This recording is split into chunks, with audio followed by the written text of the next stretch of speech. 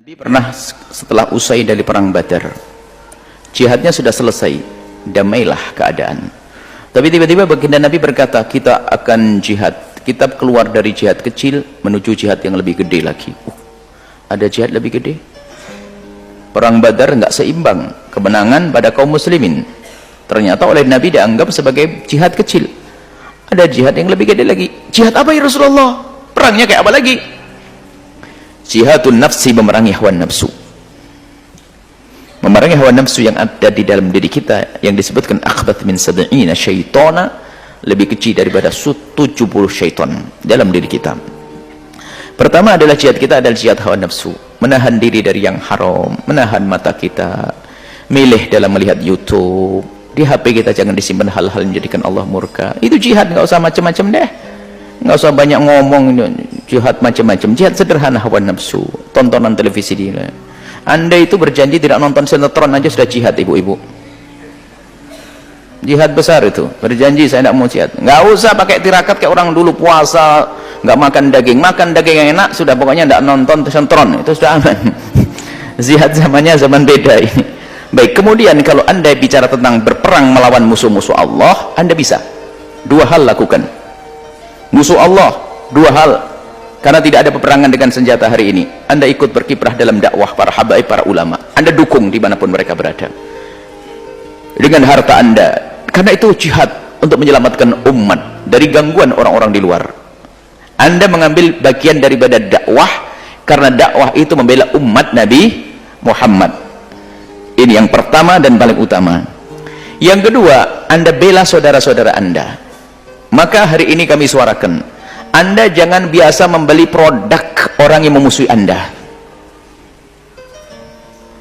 Saya lebih baik haus daripada saya harus mampir tokonya orang yang diindikasi dia memusuhi Islam. Saya lebih baik haus. Toko-toko yang berjejer di Nusantara ini karena dia diindikasi orang yang musuhi para ulama, enggak. Tapi kan kontraknya dengan saudara kita kaum muslimin, ya biar dia sadar nanti berkontrak dengan kaum muslimin sendiri, jangan dengan orang kafir.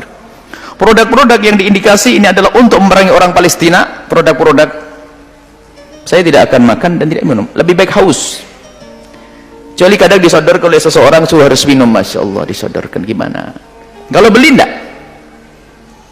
Kemudian ini masalah produk saja. Hari ini kita bicara produk. Karena apa? Itu yang selalu bersama Anda. Produk orang yang musuh kita itu ada 3 tingkatan. Itu jihad Anda hari ini. Produk musuh-musuh Islam. Nah sekarang produk musuh-musuh kita itu ada 3. Yang pertama, kita boleh membelinya, bahkan dihimbau. Apa itu? Untuk bertanding dengan mereka. Senjata, teknologi, kekuatan, boleh kita membeli dari mereka, karena kita teknologi kerupuk kita ini teknologinya. Kita harus mengambil dari mereka untuk bersaing dengan mereka. Ada yang setengah-tengah lah, persaingannya tidak terlalu penting, seperti masalah fasilitas-fasilitas kelengkapan, fasilitas kayak kendaraan dan sebagainya, tidak terlalu mendesak, tapi penting juga keamanan dan sebagainya. Tapi yang ketiga, Anda tidak boleh ikut-ikutan, tidak boleh Anda membeli produk mereka. Apa itu? Yang tetangga Anda juga punya, air, kerupuk, susu, roti, warung. Anda masih membeli kepada orang yang memusuhi Islam, mana jihad Anda? Pelit iya, nyumbang orang Palestina enggak, belanja ke tetangga juga masih mikir selisih 200 lebih mahal, 200 mikir sama tetangga. Kami ingin semua majelis disuarakan seperti ini. Kami ingin semua majelis suarakan agar Anda memihak.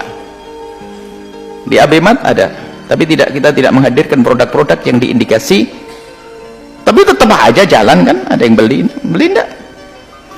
Di Abemat insya Allah akan dihadirkan produk yang insya Allah, kalaupun ada itu kesusupan karena kita salah menilai. Kita upayakan tidak ada produk-produk yang diindikasi bahwasanya itu adalah miliknya orang musuh Islam, ngurusi kaum muslimin yang ada di Palestina. Jihad Anda itu saja deh. Jangan Anda menyuruh jihad, Allahu Akbar, yang Anda minum milik mereka. Ini gimana sih? Sadar enggak? Ini perlu menghadirkan makna ini. Kemudian lebih dari itu, kalau Anda ingin membeli itu yang cerdas Anda. Misalnya ini produk milik siapa ini? Mulai umat Islam. Kalau milik orang Nasrani tetangga kita yang baik dengan kita, nggak ada masalah kita beli sayurnya dia, karena tetangga baik. Mereka ada produk-produk yang disebar di Indonesia itu memang untuk mereka penghasilannya untuk memerangi umat Islam. Kita harus waspada.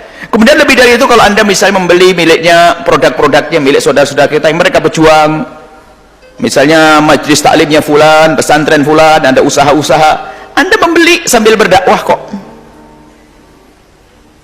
Ini hal belanja saja berapa pahala yang akan dapat. Kadang juga milik saudara kita lebih murah, cuman kadang prestis, gaya. Saya itu kalau tidak sama setan kelihatannya nggak enak gitu loh, seolah-olah ngomong gitu.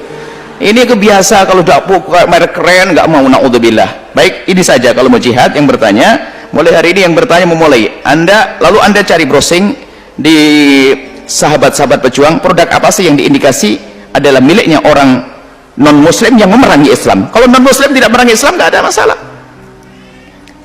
Non muslim tapi memerangi Islam ada. Dulu kan pernah ada kasus masalah roti lalu ditutup, hebat. Coba semuanya sadar begitu kan aman. Kita tuh kuat. Kenapa orang Islam kok semakin nyungsep itu?